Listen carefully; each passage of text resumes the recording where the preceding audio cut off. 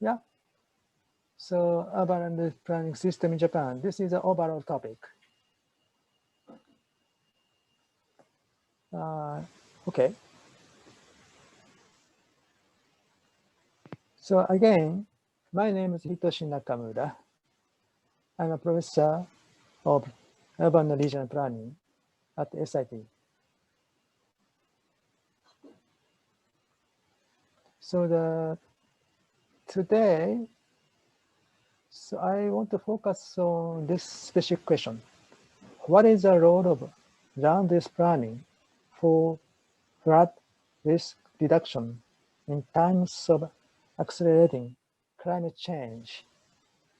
So I want to focus on the flood risk reduction, in particular, in terms of land use planning. So land use planning covers many fields, very broad and comprehensive. So I want to focus on the flood risk issue. And this is, I think, quite important issue.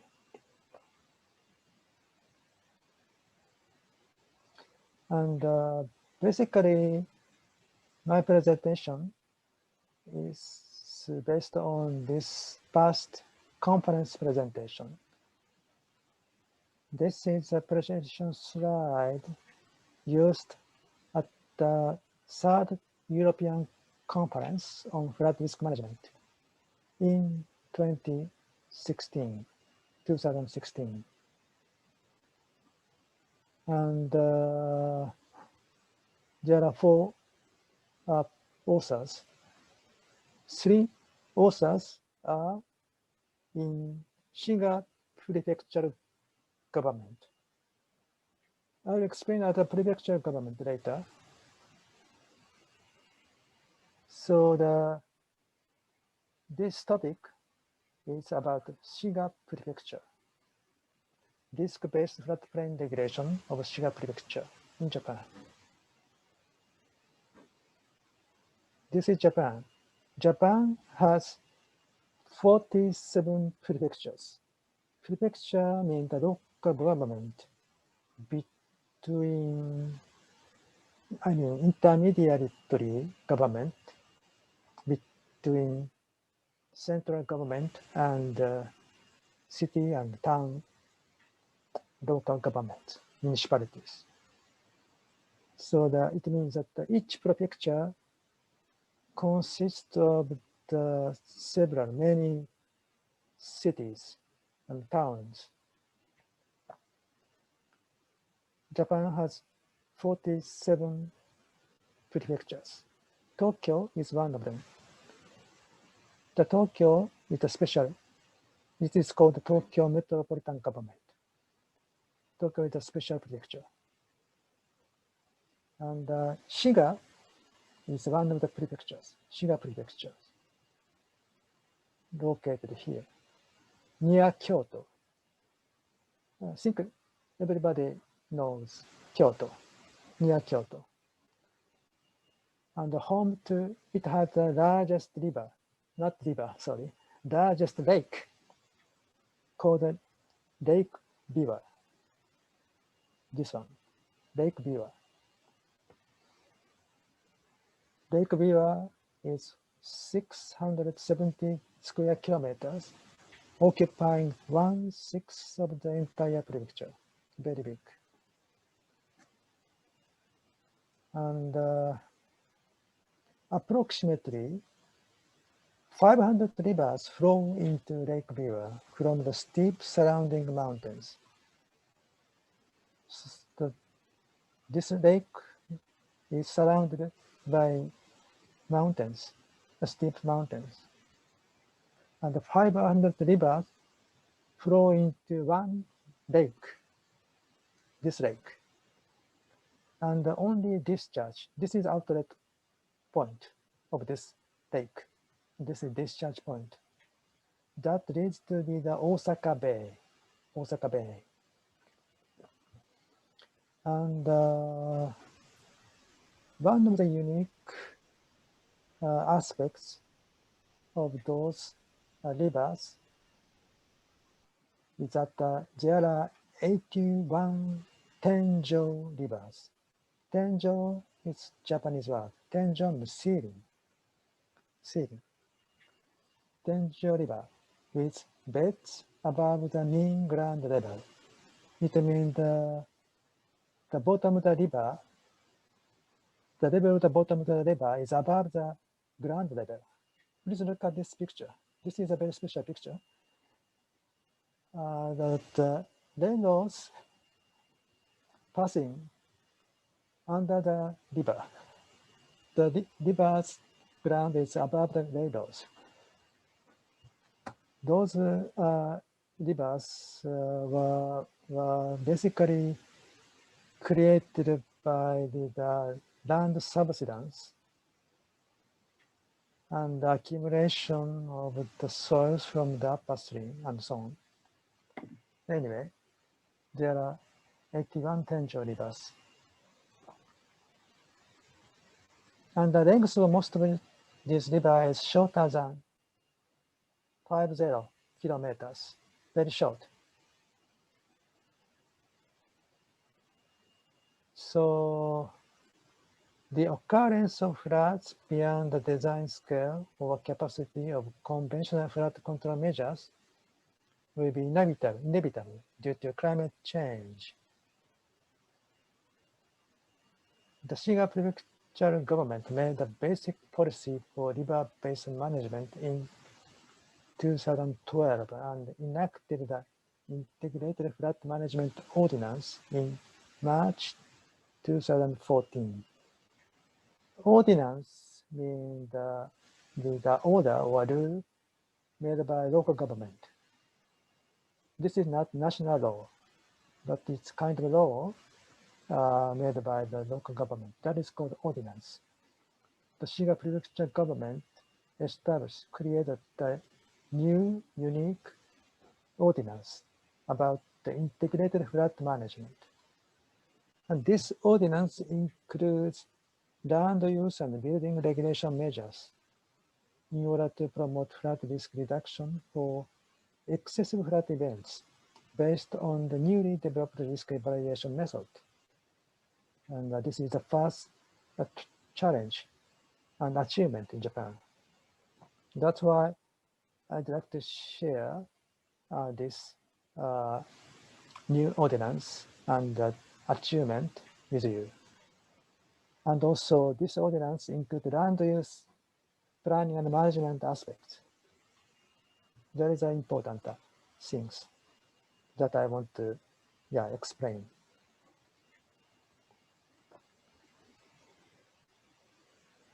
So I prepared a sentence-based slides just for your reference. Sometimes I will just read those sentences. Floodplain management plays an important role in reducing potential damage involving casualties. Casualties mean the loss of human life. The principal objective of this basic policy for river-based management, Shiga, is to prevent any loss of human life. This is the first priority, as well as severe damage from inundation above the ground floor of a residential building in excessive flood events. So inundation, flood above the ground floor may cause severe damage. Flood below the ground floor may not severe damage generally. So to avoid the flood above the ground floor, that is important to reduce the flood damage.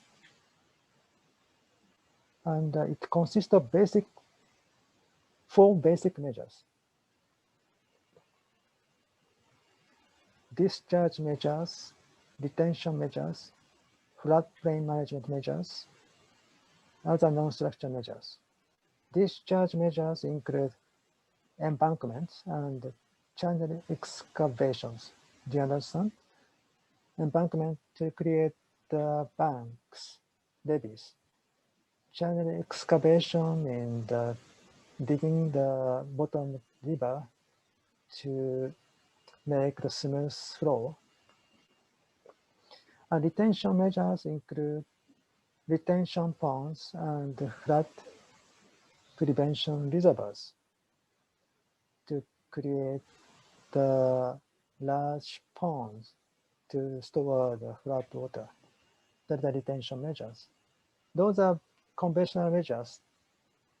And third one is the floodplain management measures, include riparian forests. Riparian means the riverside forest. And secondary dikes. Secondary dikes is there is a secondary dike to cover the primary dike. And the land use and building regulations. The role of the second dike is to store that flood water for the certain period.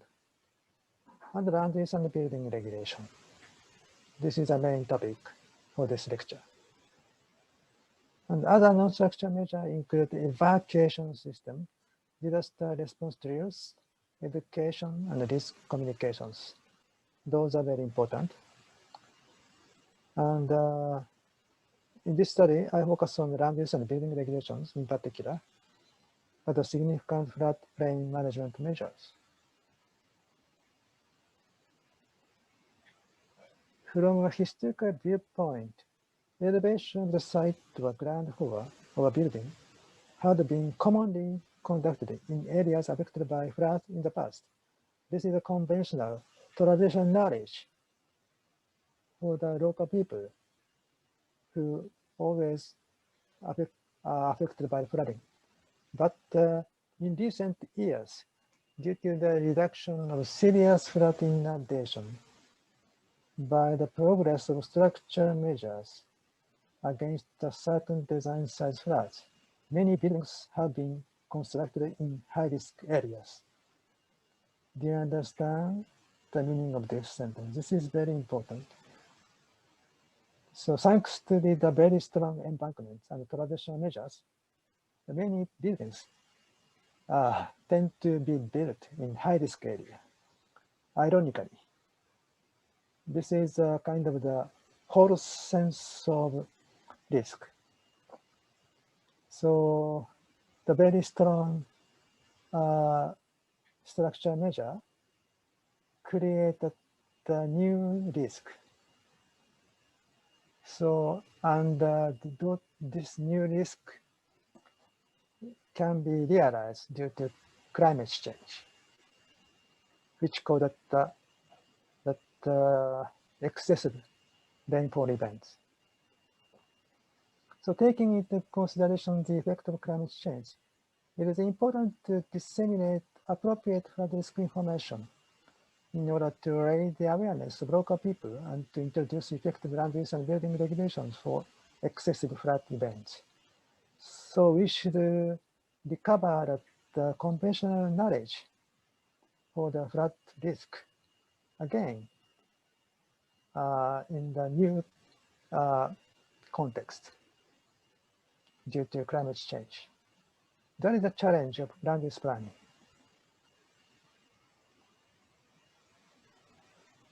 So now I want to explain the land use regulations in Japan, which are directly related to the later slide, later explanation. Regarding land use regulations in Japan, the urbanization promotion area and the urbanization control area can be stipulated by the city planning law. We have two areas, urbanization promotion areas, urbanization control area in the city planning area. So probably I will explain first about this system. That is called the area division system. Area division system. The red dotted line show the boundary between the urbanization promotion area and the urbanization control area. So you can see that the many buildings and facilities within the urbanization promotion area. On the other hand, there are few houses, buildings, and many agriculture land and forests in the urbanization control area. That is the concept. Under the area division system, city planning area is classified into UPA and UCA so that the public investment for the development of such urban infrastructure as roads, parks, and sewage can be efficiently made to create a high-quality urban area. So the infrastructure and the buildings should be constructed in basically urbanization promotion area to keep that high-quality urban area. That is a concept. But also there are many problems. Okay, but before going to the problem about this system, I'd like to explain about the land and population in Japan. The data of those numbers are rather old in 2005, but the actual trend is the same even today.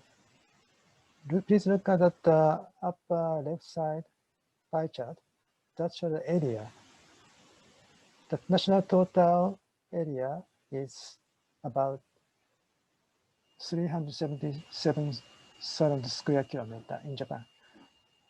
And the urbanization promotion area accounts for only 3.8%, only 3.8% urbanization promotion area. Urbanization control area accounts for 9.9%.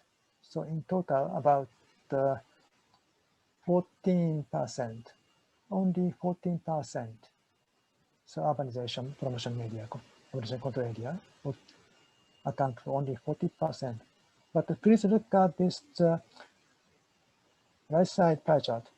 This is based on the population.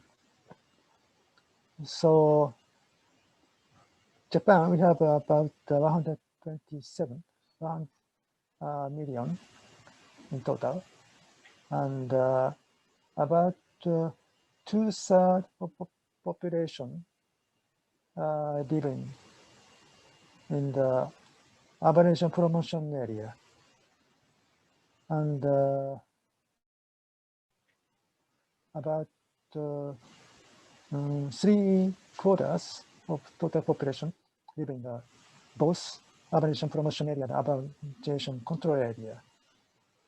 So in terms of the area, only 40%, but in terms of the population,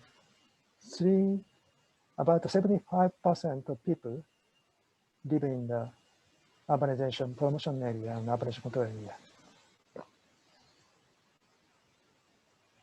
So this is one example about the area division in Yasu city, one of the city in Shiga Prefecture.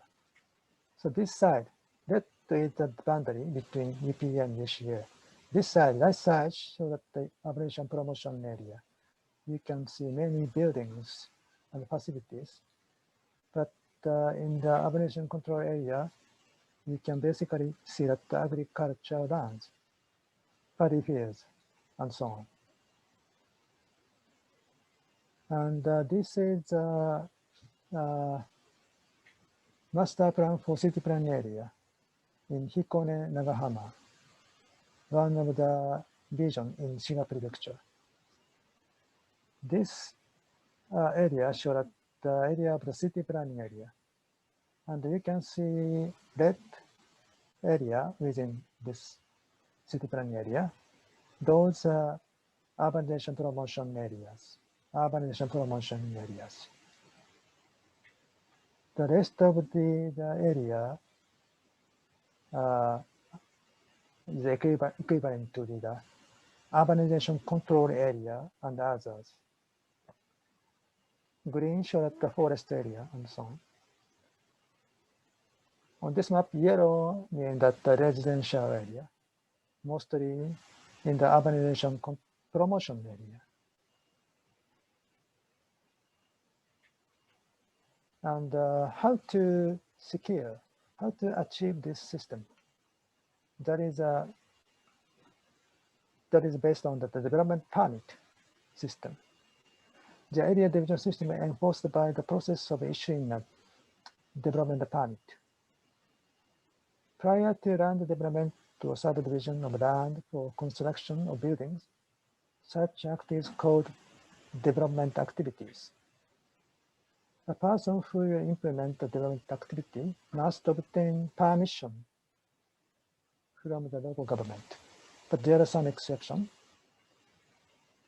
The public works and the development project based on city planning decision, emergency or disaster prevention or small development in the urbanization promotion area do not need to get permission. But within the urbanization control area, private buildings developments are not permitted in principle.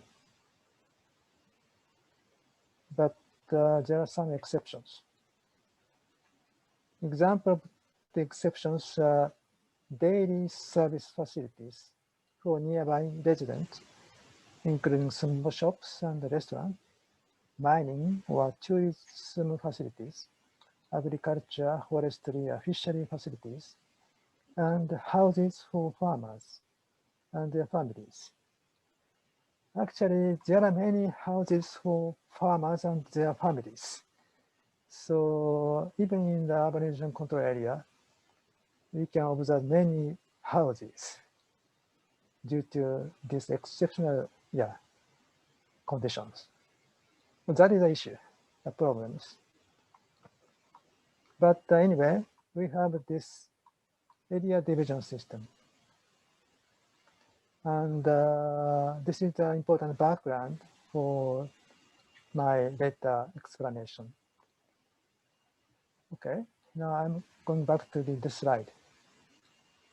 According to the circular notice by the Ministry of Construction in 1970, circular notice is kind of the advisory notice, official advisory notice from the ministry. The area whose estimated inundation depth is higher than 50 centimeters. It means inundation above ground floor level, which may cause the severe damage.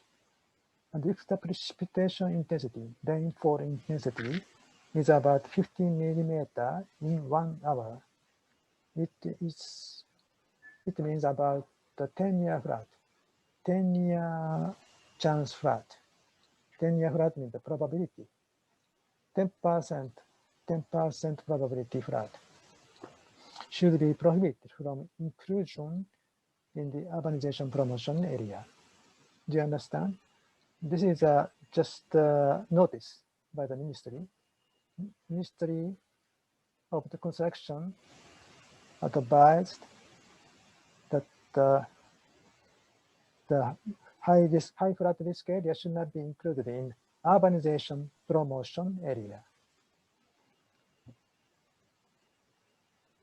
However, because appropriate information to indicate the inundation estimation for the regulation has not been developed so this circular notice has not been effectively used until today.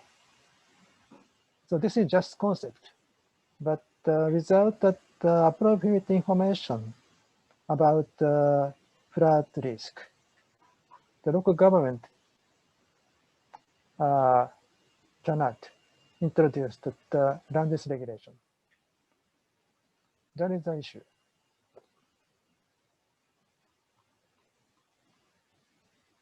And also, I want to explain the building certification system in Japan.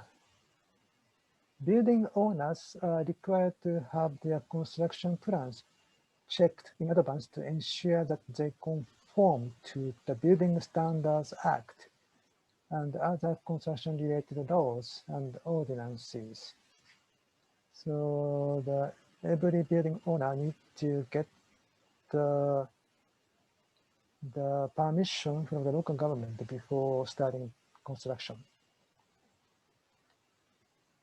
If the plans conform to building code, the owner received a certificate to commence construction, to start construction. So this system is enforced by the Building Standards Law, Building Standards Act in Japan. The building owner needs to get the certificate to start construction. And when construction is completed, final inspection is carried out.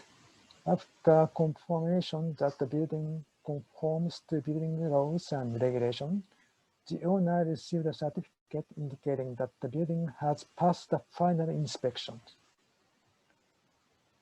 And also, buildings over a certain height are required to intermediate inspection. This is a flow chart to describe those concepts. Preparation construction plan and examination construction plan. The building owner can get the seal of construction certification. Then the commerce construction, and if the building is it's larger and higher, above the certain specific level, need the intermediate inspection. And the completion, after completion construction, the final inspection is necessary. And to get the seal of final inspection certification, after getting this seal, that the building can be used. Commencement of building usage. This is a basic flow according to the building standards law in Japan. And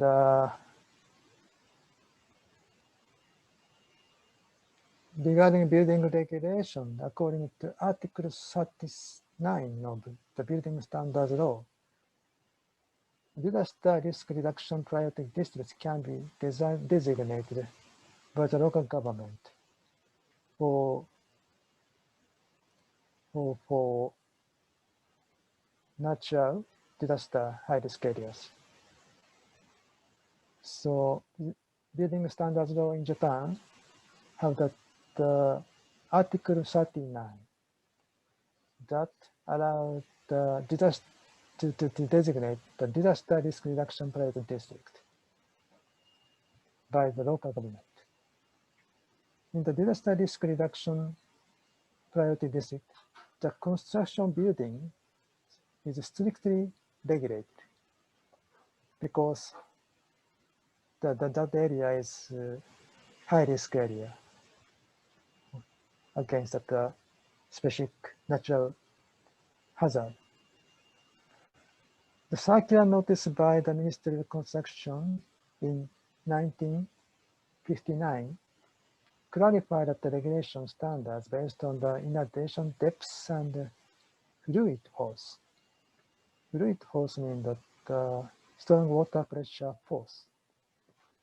However, all disaster risk reduction priority districts have been designated only after the relevant disaster occurred in order to prevent the same damage for the future.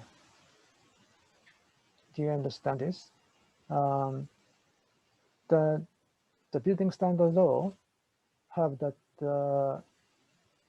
section, article about the disaster risk reduction priority district, but actually this system has been used after the disaster, not before the disaster. Because basically local people do not want to accept the disaster risk reduction priority district before the disaster. Because it had a very strict regulation for building. And people do not want to accept such kind of regulation, strict regulation, before the disaster. But after the disaster, they realize they should accept the strict regulation to avoid the further damage for the future. This is the very general tendency. And because appropriate information about flood risk has not been developed.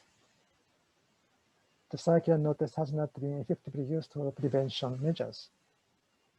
So again, the information is very important. Without the appropriate information, the local government cannot promote the strict regulation to the specific area.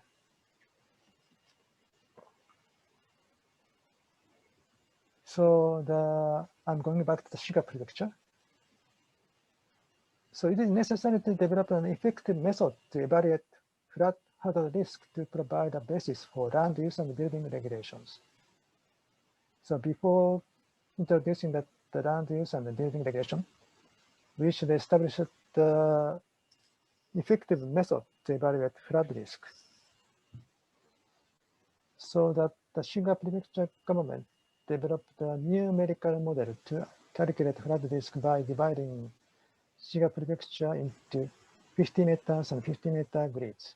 Very detailed flood risk evaluation system. And drainage model was introduced to predict rainfall runoff, channel flows, and overtopping of breach flow processes on a floodplain. So this system, this new model, consists of many aspects. The numerical model considers flood flows not only from large rivers, mainly Tenjo rivers with base above the mean ground level, but also from agricultural water channels and small networks of drainage channels. Normally, flood risk only can be evaluated by the large rivers, but there are actually many small-scale water networks, such as agricultural water channels and drainage canals.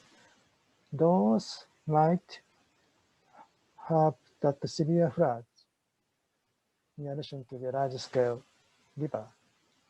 So if we introduce that land use regulation and building regulation on the specific area, we should consider every kind of flood risk, so that the Shiga Prefecture introduced the new model, which considered both large-scale flood rivers and small-scale water networks.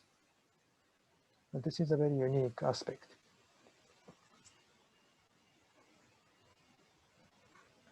And this is the Tenjo River. Please look at this cross-section. The bottom of the river is higher than the normal ground level. This is called Tenjo River. But this river B, large river B is a normal river. Bottom elevation of the bottom of the river is lower than the ground level.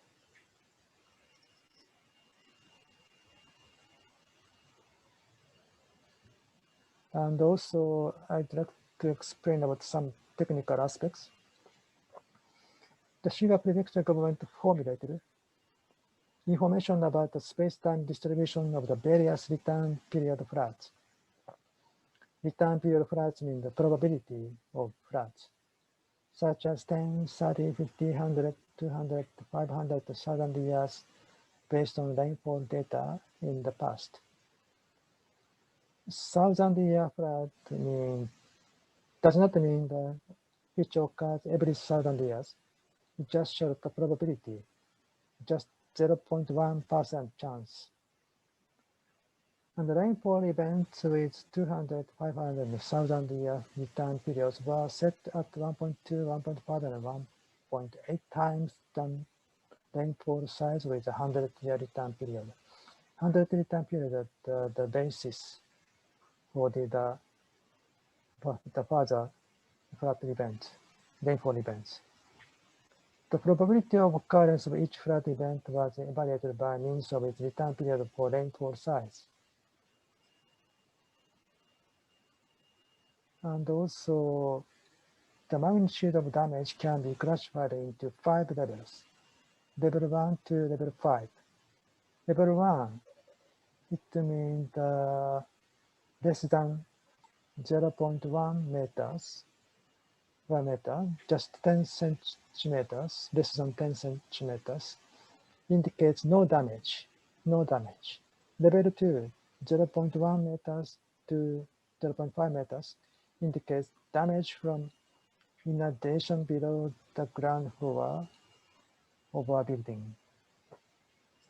It will call that slight damage, not severe damage. Level 3, 0.3 meter to 3 meters. 0.5 meters, sorry, 0.5 meters to 3 meters indicates severe damage from inundation above the ground floor. Above the ground floor may cause the severe damage. Level 4, 3 meters or more than 3 meters indicates fully submerged. 3 meters is about the level of the floor level of the second floor in Japan. It indicates that fully submerged. Level 5, more than 2.5 cubic meter per square second. This is indicator to show the fluid force. High water pressure indicates completely destroyed. That the buildings may be destroyed by the water pressure. And the casualty, loss of life, appears from level 4 and 5. So the first priority should be level 4 and 5.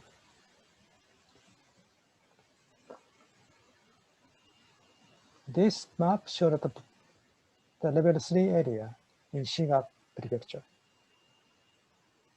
Level 3 means the probability of inundation above the ground floor. And the colors show the probability to occur at the level 3 event. Green show the mountain area, surrounding mountain area. Particularly, red area shows the 10-year flood area, high frequently flood area.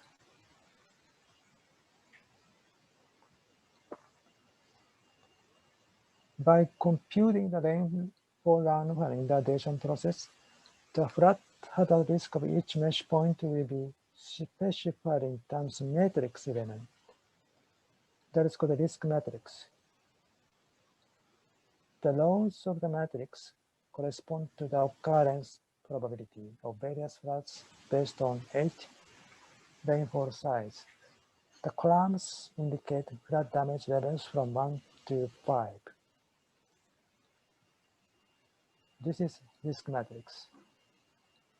Row show the probability. Column show damage level. The risk matrix provides flood hazard risk maps reflected by flood risk at all mesh points in a good floodplain. And this flood hazard risk map, based on various rainfall events, give useful information for promoting suitable land use. So now the Shiga Prefecture has received the reliable flood risk information to introduce the land use regulation. So this matrix shows the high risk area and the lower risk area.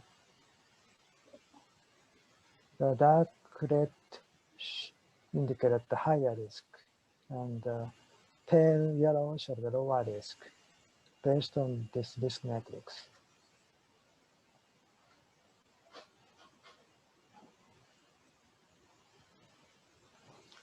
So under the current legal structure of the city planning law and building standards law in Japan, the Shiga Prefecture government enacted the Shiga Integrated Flood Management Ordinance to provide a legal guide to suitable land use. waterproof buildings in order to reduce flood damages, as I explained before. In particular, the area whose estimated inundation depth is higher than 50 centimeters. It means level 3 or more than level 3 in a 10-year flood area are prohibited from inclusion in the urbanization promotion area. Do you remember the urbanization promotion area? So it showed that the probability 10, once in a 10 year, and level 3 or more than level 3. Such kind of area should not be included in the urbanization promotion area. So this area on this matrix should not be included in the urbanization promotion area. That is the new regulation introduced by the ordinance. I want to show that one example. Red area show that this area, high risk area, red area. And this is the area photo. Red area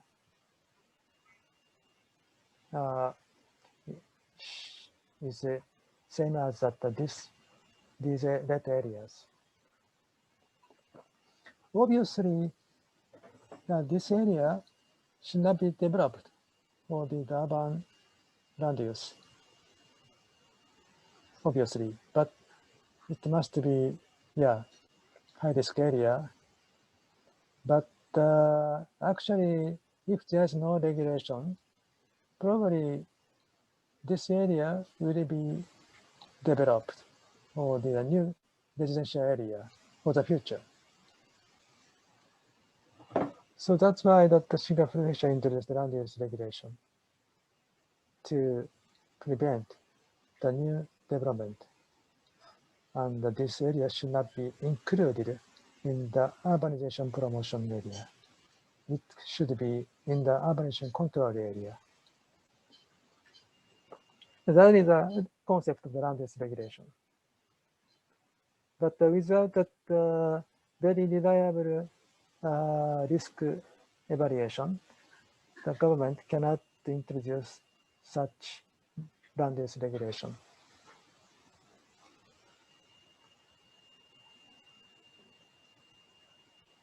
So, okay, next I want to explain the building regulations.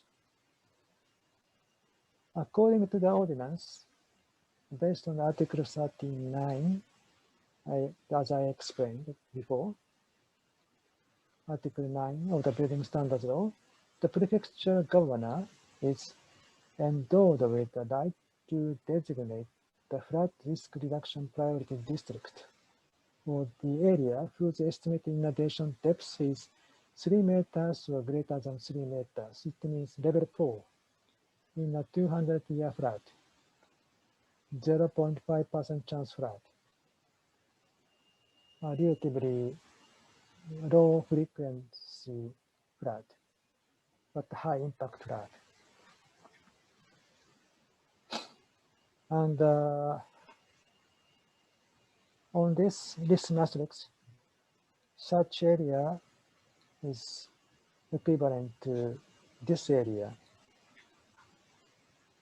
once in a 200-year flood, and more than level 4.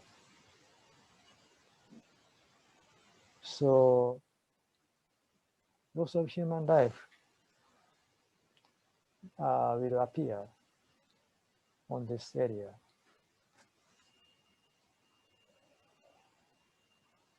This is an example of the level 4 area in Shiga.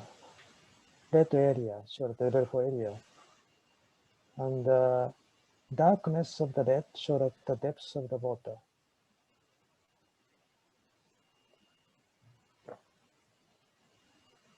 This is a picture taken in normal times. There is a sewage treatment plant and 2 houses. River flows over there. And this part is agriculture land. This picture taken in the flooding by the typhoon. So the agriculture lands is totally flooded. And the 2 houses probably were flooded.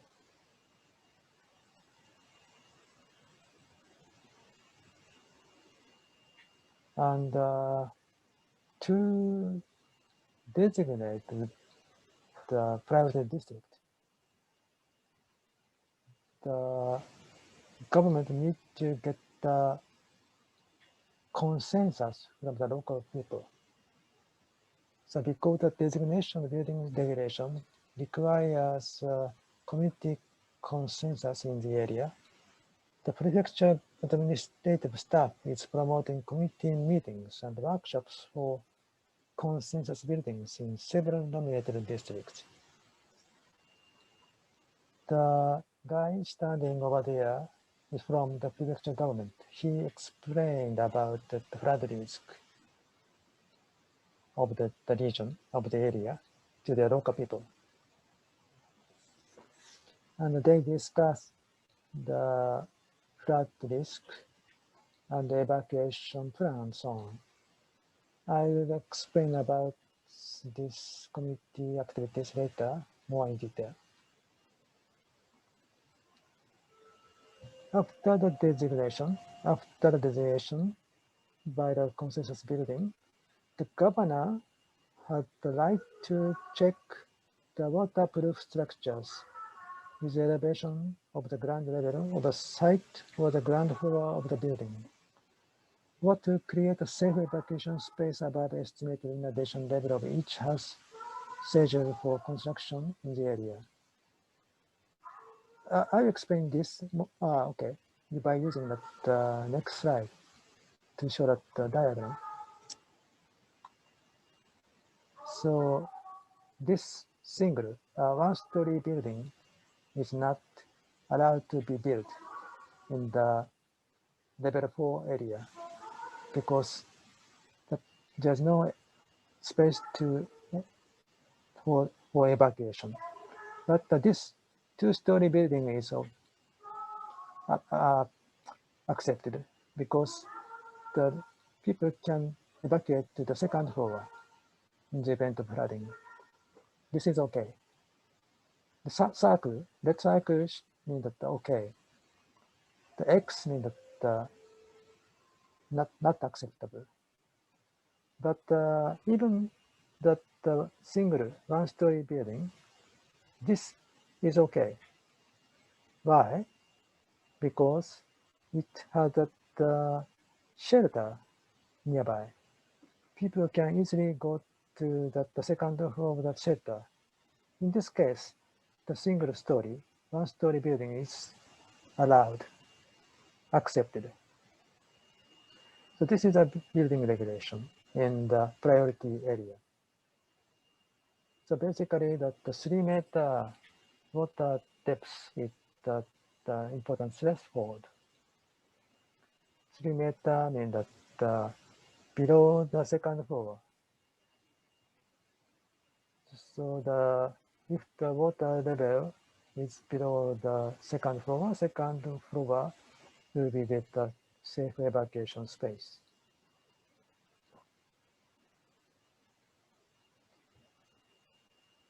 Okay. And people who construct the new buildings to obey the regulation can obtain a subsidy from the prefecture government. For example, in the case of elevating the ground level or floor level, elevating the ground level or floor level, half of total elevation cost can be covered by the subsidy on the condition that the maximum amount is 4 million yen. So building owner can get the subsidy from the local government to elevate the ground floor or ground level. to achieve the acceptable situation. So, according to the legal precedent, this is the court judge of the Constitution of Japan. The ordinance enacted by a local government is not allowed to regulate property rights, not regulate property rights if a national law that has the same objective has already been established. It means that, for example, city planning law or building standards law are national law. So ordinance is a rule made by the local government, cannot provide a stricter rule if the national law has already provided the rule for the same objective. So this is a legal precedent. So that Shiga Prefecture make use of the existing national law system, city planning law and building standards law, and instead of the new ordinance. So the characteristic of disk-based floodplain regulation implemented by the Shiga Prefecture government is to make use of existing legal frame. It means existing national law for effective land use and building regulation, based on the comprehensive flood hazard risk maps indicating both the damage level and occurrence probability of various floods at all sites in a floodplain. So this is a very unique achievement by the Shiga Prefecture, but only by Shiga Prefecture at this moment now. This Shiga Prefecture's ordinance has not prevailed in Japan yet, because it's not easy to establish the numerical model, a very sophisticated, detailed flood risk evaluation model for the other area. As you know, that Shiga has very unique geographic, topographic feature. All rivers flow into one lake, and the kind of the very closed area for the basin model. Relatively easy to establish that such kind of the detailed numerical flood risk model than the other area. But however, even in Shiga Prefecture, there are some challenges to be solved.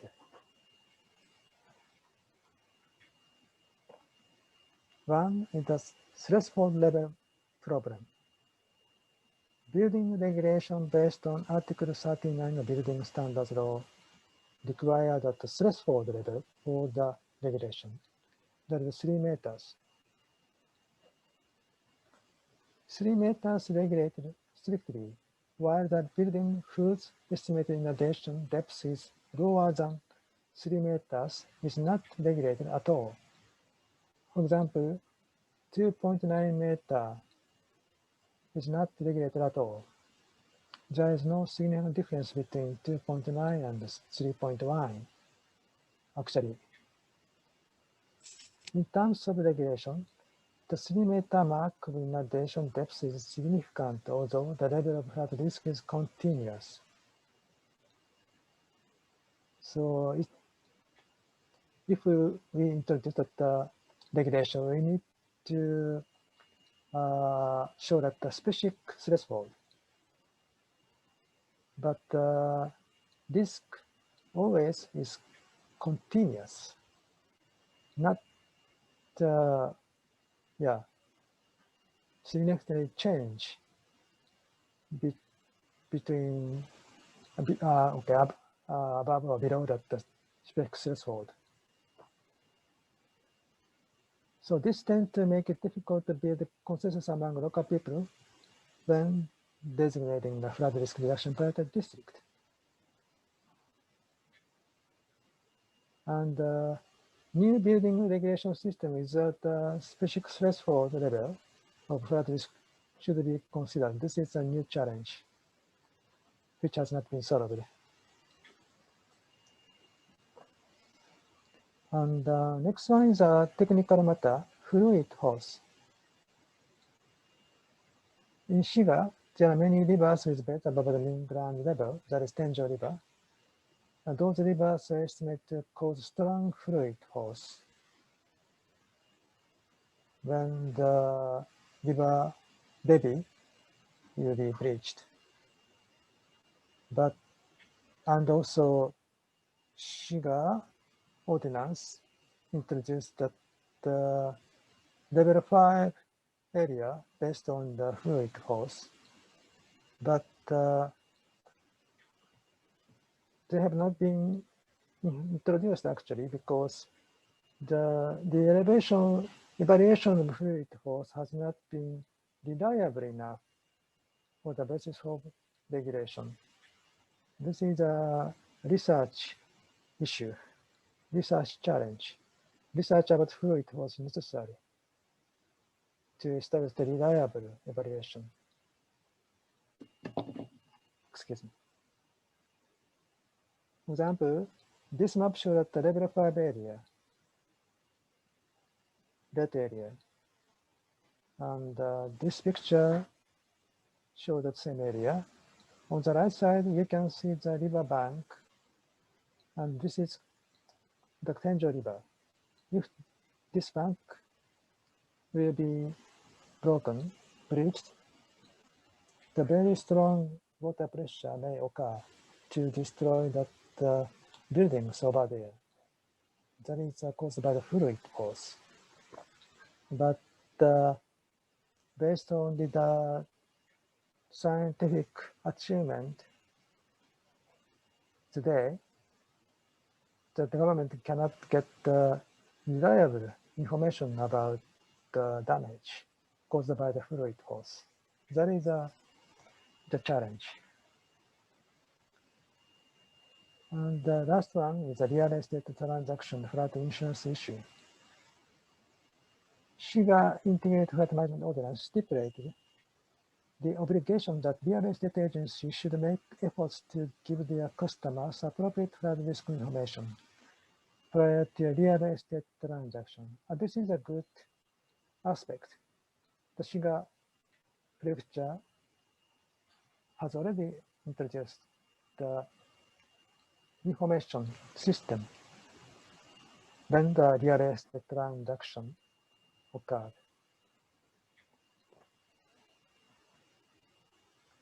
So from this system, the buyer can get the flood risk from the seller.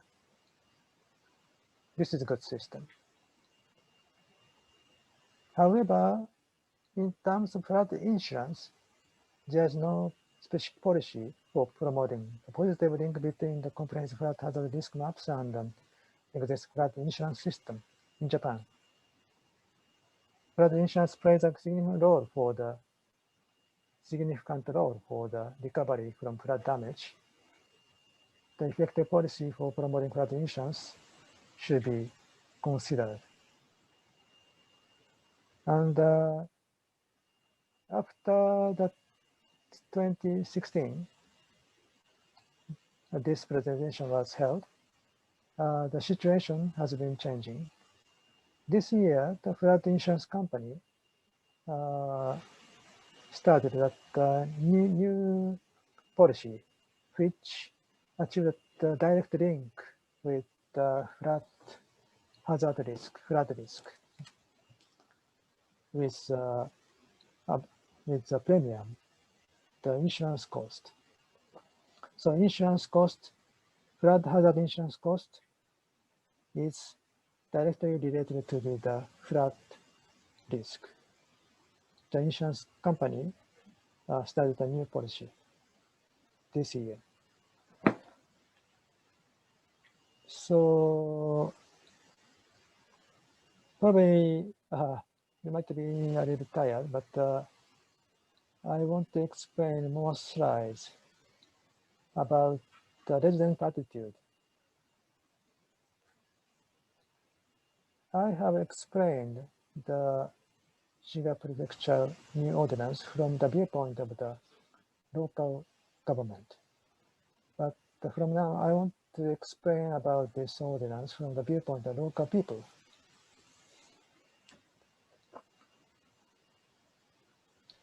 And I'm sorry to interrupt. I'm sorry to interrupt, Professor Nakamura.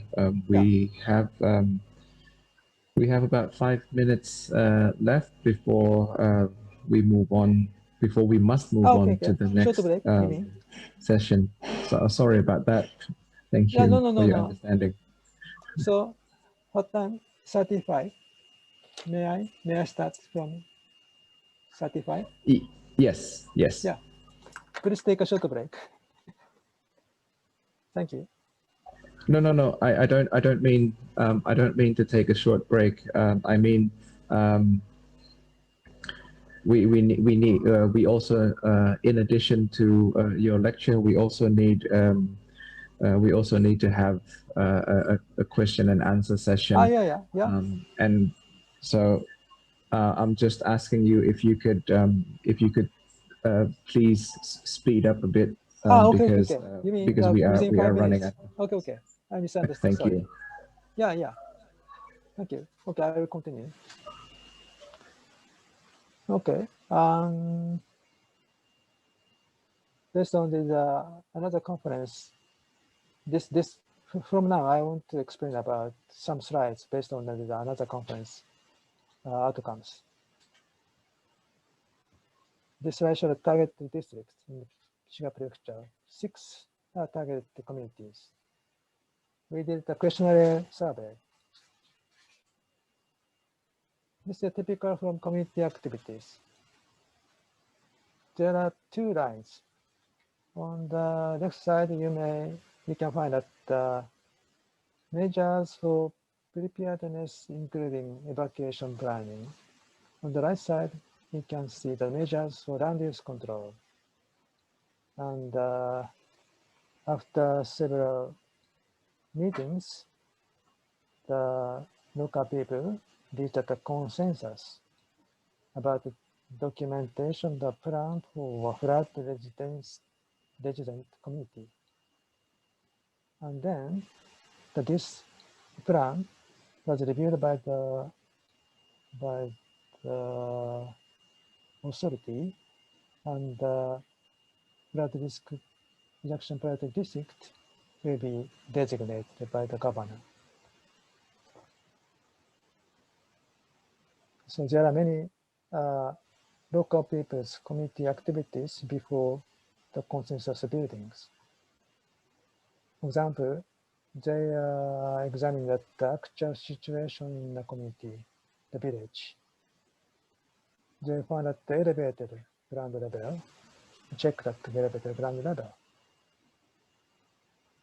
They discussed the actual flood risk based on the flood health map, and also they discussed the evacuation plan. I want to show some outcomes, important outcomes from the questionnaire survey. This slide shows the relationship between the respondents' risk perception and experience participating in community meetings. So, risk perception. Obviously, there is a positive link between risk perception and participating in community meetings. Example, the people who answered, I frequently attend, tend to answer that I know very well, I know well. The 70% of people who frequently attend, answered, I know very well, I know well. On the other hand, that I have never attended, answered, I don't know at all. About the 40% people, I don't know at all. This is outcomes based on the people who attended the committee meeting. So particularly that most of the people who attended the committee meeting answered I know very well, I know well about the designation of flood risk reduction priority districts. About 70% of people answer this. They know this system. But on the other hand, the people who has not attended the committee meeting tend to answer that I don't know at all, black part.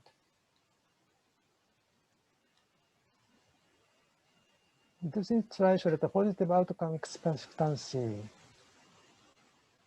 about that land use regulation.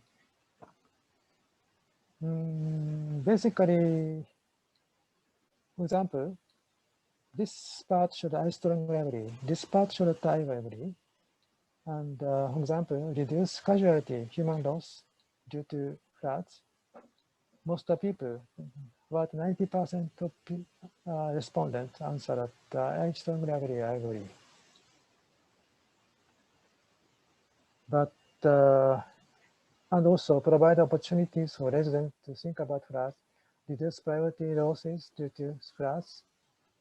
More than 80% of people answered, I strongly agree, I agree. On the other hand, this slide shows a negative outcome expectancy about land use regulation.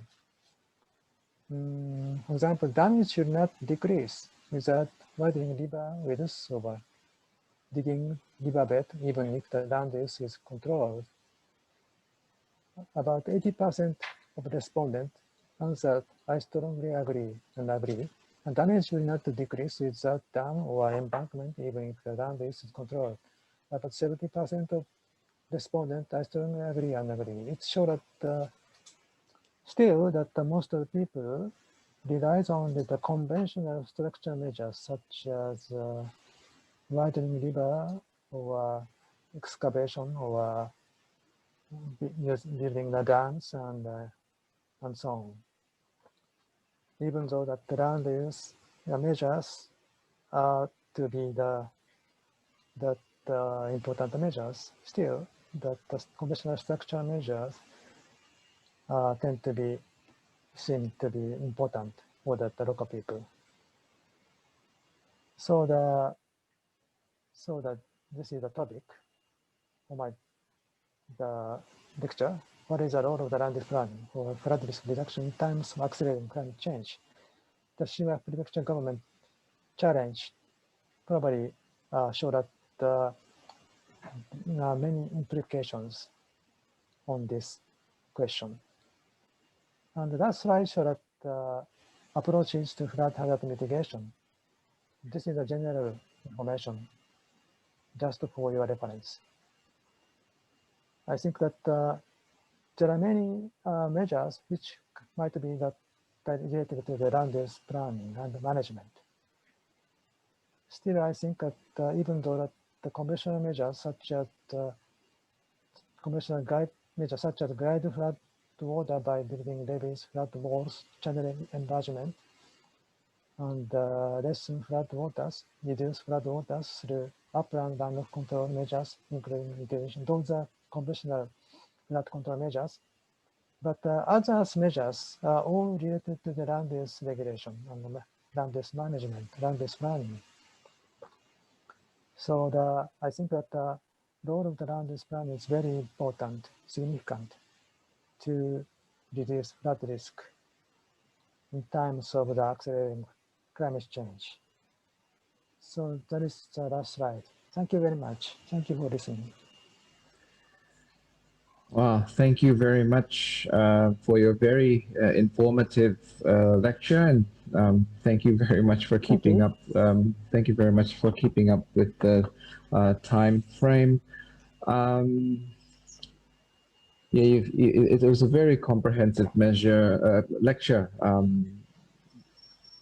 outlining the structural, non-structural measures. I especially like the part where you showed the community involvement in the process. Again, I would like to invite now. I would now like to invite our participants to deliver their questions or any comments that they may have regarding the contents of today's lecture. Yeah. So I'd like to answer. Yeah. Yes. As far as I can. Yeah. If you have any questions or comments, please use the raise hand feature, and then I will ask you to unmute. Or if you have bandwidth or connection issues, then you may write your question in the chat column down below. So, does anybody have any questions or comments?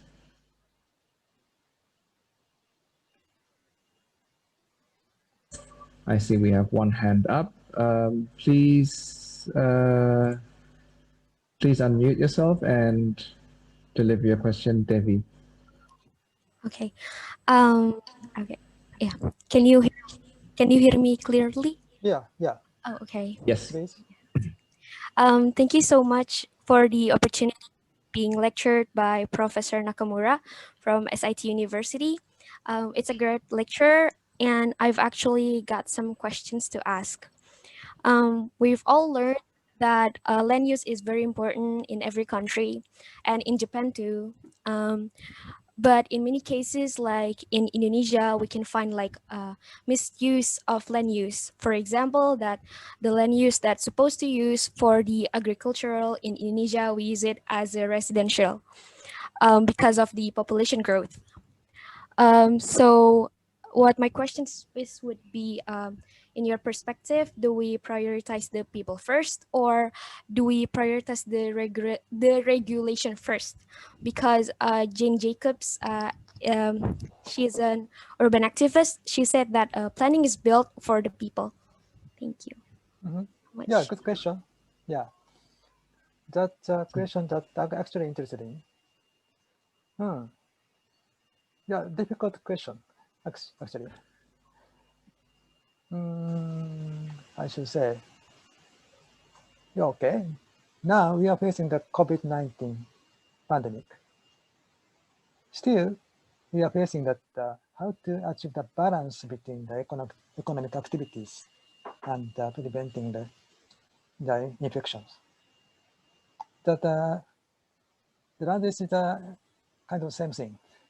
We need always to seek that the balance between the economic activities and the other purposes, such as conserving the natural environment and also to make the livable communities.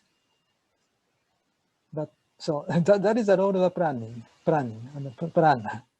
So probably we cannot find that very specific best solution. We always seek that the better solution, better achievement. That is the role of the planner. So I think that just preventing disaster, just reducing disaster risk is not a good strategy. This is one of the social value.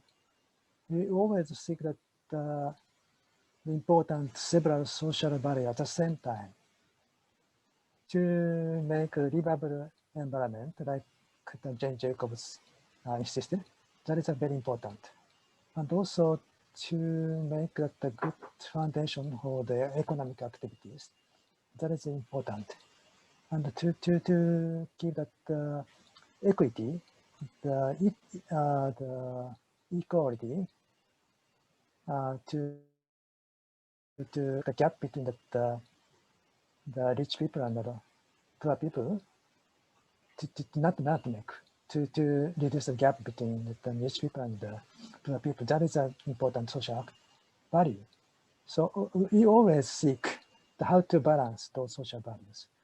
Sometimes the land use should be the change to adjust the balance, such balance.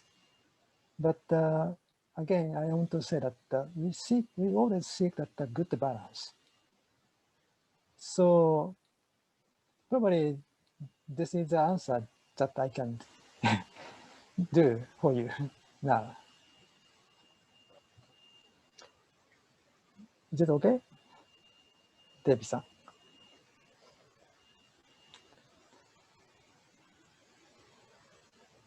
Demi-san, are you okay? Do you want to know more? I think it's very great explanation because as a planner we have to balance between the people and the regulation as well. Thank you so much, thank you so much, Professor Nakamura. You're welcome.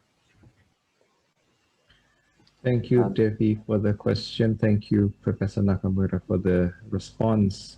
Balance is indeed the key word. The key word here. Would anybody else like to deliver a comment or a question?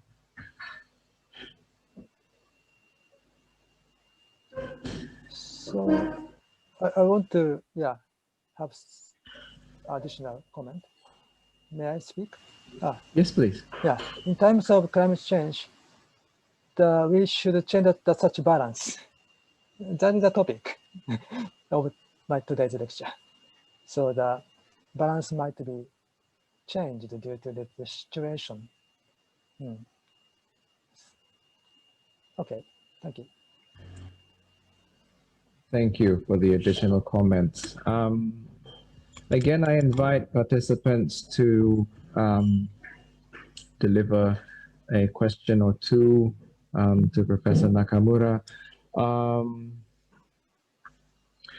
Otherwise, I might have to ask Professor Nakamura myself. You mentioned you mentioned about building standards and building permits that is applied to complement the land use management efforts. How often do these building standards get updated? That's my first question. And the other one is, I'm not sure if I missed it, but is there any insurance mechanism to, say, deter or prevent people from building in level 4 or higher, level 4, level 5 areas, for example? Because in Australia, at least in Queensland, we have before people can build, they can see a map of the floodplains, and the Queensland government doesn't say that you cannot build on these floodplains. They say, well, yeah, you can build there, but your insurance premiums will go up. You have to fulfill a crazy amount of building standards and regulations before you can build. So how is the situation there in Japan? Okay, thank you very much. About the building standards law, yes, some articles that revised every year, almost every year, but the basic contents, basic rules has not been changed for a long time. This new, today's building standards law was established 1950, 70 years ago. And the basic structure of this law has not been changed since then. So, but after the great events such as large-scale earthquake, the new regulation has been introduced to strengthen the building structure and so on. But in terms of the land use regulation, the new articles to adjust to the flood risk have not been introduced. For example, the townscape management or landscape issues or reducing the greenhouse effect, the GHG gas, those tend to be introduced or to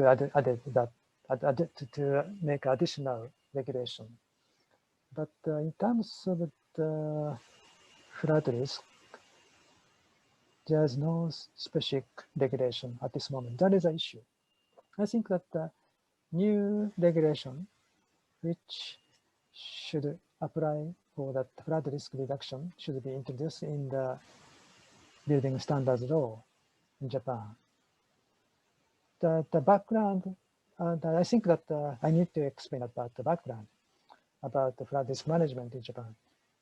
Basically, flood risk management has been controlled and managed by the civil engineers. This is the matters about the civil engineering, not the architecture and normal urban planning aspects in the past. So we should change this conventional sectionalism to create a good bridge between the architectural field and the civil engineering field. That is the role of the planning, I think. Planner must fill in the gap between the architecture and the civil engineering in terms of flood risk reduction. And the building standards should introduce the new regulation to achieve the effective building to prevent flood risk. That is a new challenge. And Shiga Prefecture started introduced the unique ordinance before that the local, before that national government established a new rule in the building standards law. Probably the challenge of the Shiga Prefecture will stimulate, promote the change of the building standards law in the future, I think. The next question about the flood insurance, that is a challenge in Japan.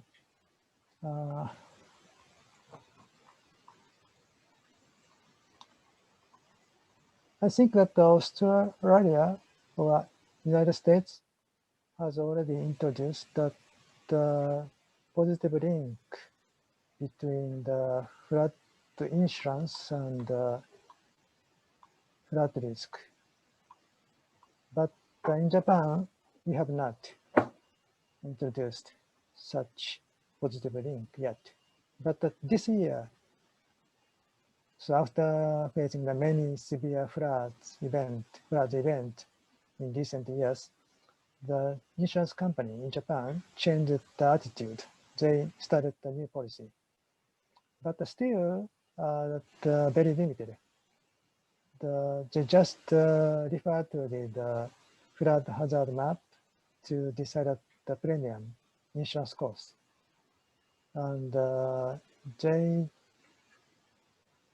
don't introduce the very clear positive link between the flood damage hazard level and the premium, because, as I said, that there's no reliable flood risk information to persuade the Japanese people to accept that such system. I think that in the United States, I don't know that in Australia, in the United States, the 100-year flood is the criteria, the threshold to introduce that flood insurance. I think that in the United States, that the consensus building has been already achieved. The 100-year flood is the threshold to get the premium of the insurance. But in Japan, you have not received such kind of consensus. So that is a challenge. But I think we should, in Japan, we should introduce the more effective insurance system to prevent potential flooding for the future. This is my answer. Thank you. Thank you very much, Professor. I see some of our faculty have already joined. Oh, really? Yes. I think I saw Dr. Eko name on the list. I see Pak Ardi. He's on the list. And there's Pak Arwi and Bu Ida. Bu Ida is also thank you here. for joining this lecture. I would like to again invite our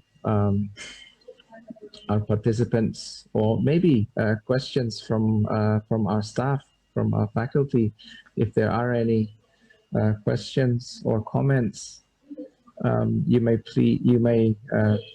please raise your hand. Okay, I see Peter has raised his hand. Go ahead. Good morning.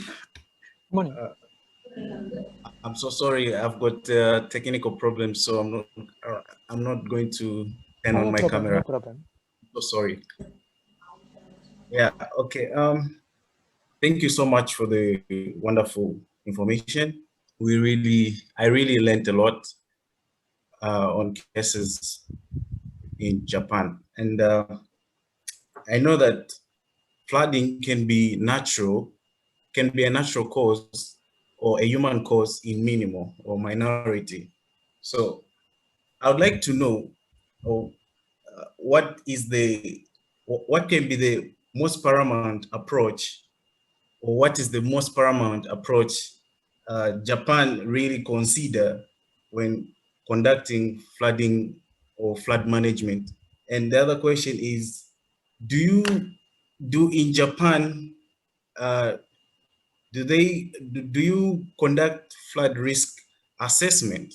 Because sometimes you need to assess before doing other or creating policies and everything. So I would like to know more about the flood risk assessment. I thank you. What is the first question? Paramount measure?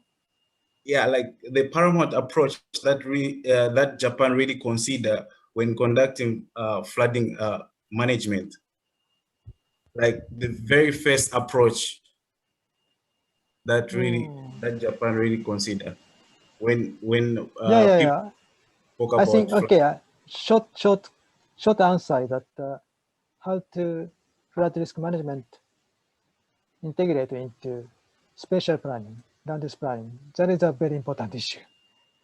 That is my topic. Yeah, and that is, I think, the most important flood risk management issue in Japan now. But because a conventional structure measure is obviously not effective due to the climate change. So that is the question. That is an answer for the first question. The next question is how to assess the flood risk. Still, this is the specialized field for the civil engineering. So we planner, our students or experts in the field of planning should collaborate with the various other experts, such as civil engineer, architecture, and also economists and legal experts and so on. So the collaboration with the several experts and also collaboration with local people. So that is a collaborative approach. It's a key to solve the problem. So that's the most important, it's critical, I think, to achieve that effective flood risk management. Not in Japan, not I think in many countries.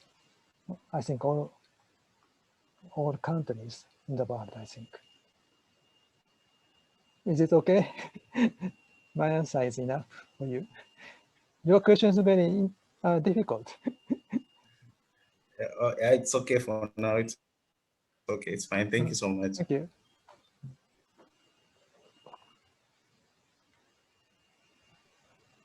Thank you.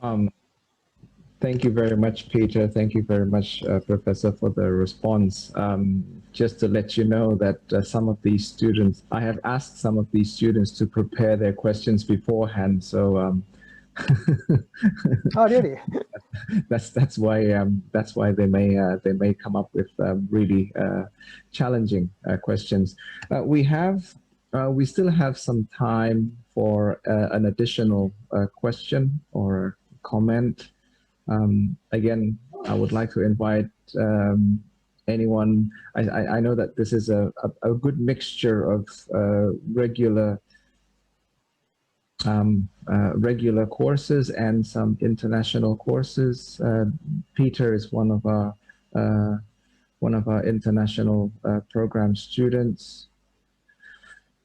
So yes, again, would anybody like to say,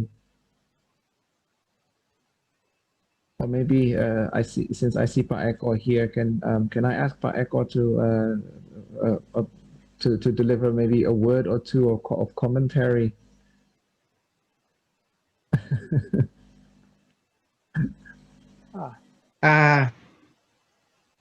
Good morning, Professor Nakamura. Good morning. Yeah, are you hear clear my voice? Yes, yes. Okay, I'm interested in your presentation. Yeah, about flood risk management. Yeah, how about agriculture? Yeah, lands. I saw in your picture in surrounding area is agriculture land. How the government protect the agriculture land, yeah, which is important through the structural approach or non-structural approach, yeah. How about insurance, yeah? Who should pay the insurance for protect the agriculture land, because the agriculture is important, yeah, to support food system for the cities. Yeah, thank you. I see. Okay. The first question is about how to regulate the agricultural land, how to conserve in agricultural land. We have land use law to classify the area into several categories. The one is agricultural land. The agricultural land is strictly protected if that agricultural land is designated as agriculture conservation area. And also it's quite difficult and it's quite strictly regulated that to change agricultural land into residential or urban area if the area is designated as agriculture conservation area. That is a basic land use to conserve agricultural land. And about the compensation insurance system for agricultural land, there's no good system, I think, in Japan. That is an issue. Agricultural land always tend to be the good reservoir to store the flood water. So it should be effectively compensated after the flooding, because to store the flood water, probably cause that good effect on that urban area. So to establish the good compensation system from urban area to agriculture area, in terms of flood risk reduction, it should be established, but not yet, I think. I think this is a good research topic. Okay. Thank you very much. Okay, thank you very much. Your explanation. Thank you. Thank you, Pak Eko, and thank you, Professor. Just for your information, Professor Nakamura, Pak Eko is one of our leading experts in regional planning and development. So yes, I'm sure, as you mentioned, this is a good research topic. You may find it someday, maybe to collaborate with. Yeah, my pleasure. Yeah. So unfortunately, we have run out of time. I'm sure we'd love to be able to do this all day, but I would like to thank you. I would like to say thank you to Professor Nakamura for his sharing of knowledge with us today. It has been an honor. It has been a pleasure to have you with us today. I would like to also thank the participants, which consist of our students and our staff. I'd like to invite everyone who can turn on their cameras to turn on their cameras right now, to take a virtual group photo of this event. So anybody whose camera is fully functional, please do so. And I will take. Hang on.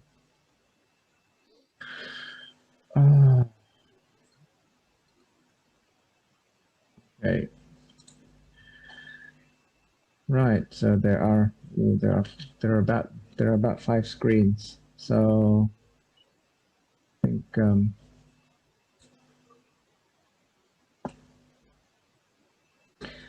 right. First screen. 3, 2, 1.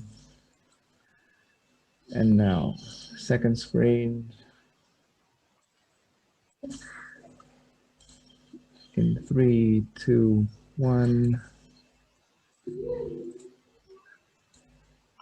Third screen. 3, 2, 1. And fourth screen. In 3. Last screen.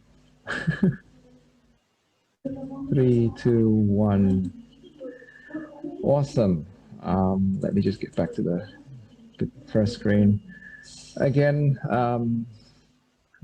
thank you so much for your for the lecture, and thank you everyone for making it to the lecture today, despite being an official public holiday due to the elections. I will allow you all to unmute yourselves and convey your appreciation, your thanks personally or directly to Professor Nakamura. Thank you very much. Thank you, Prof. Thank you. Nakamura. Thank you very much. Thank you, Professor. Thank you. See you again. See you again. Yeah. And with that, we can conclude our session. I wish you all the best for today, and yeah, looking forward to seeing everyone in class.